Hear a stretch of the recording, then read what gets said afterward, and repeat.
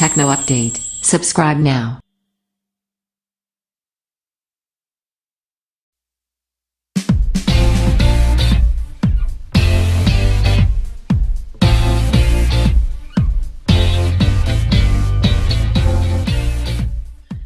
Amazon Fire 7 Review.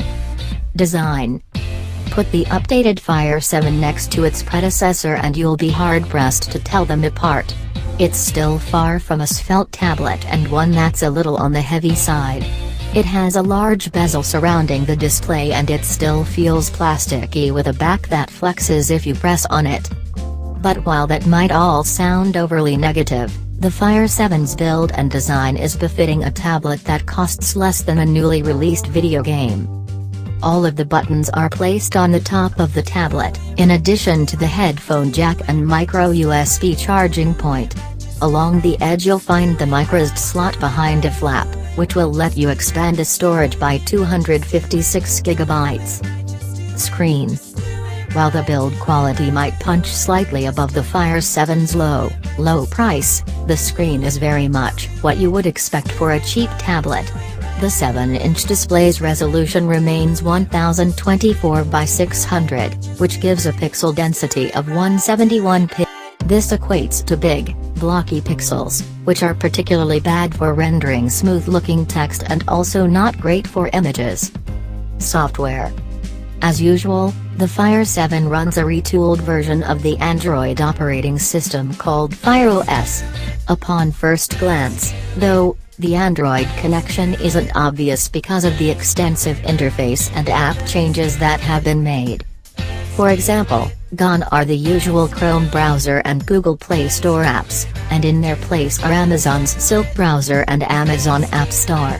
Similarly, you'll find Amazon's Newsstand and Music apps installed instead of their usual fresh out-of-the-box Android counterparts. Performance.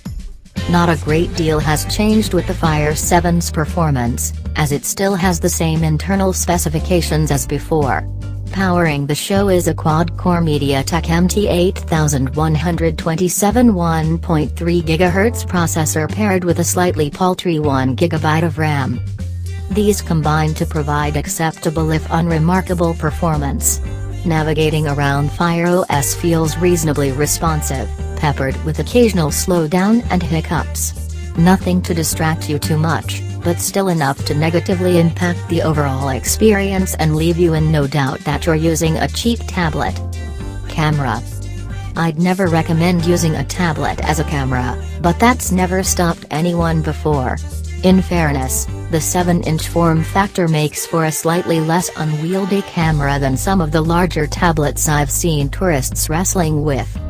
Still, the camera in the Amazon Fire 7 is another area that's fallen by the wayside in the list of priorities, so it's not something you'll want to use unless you absolutely have to.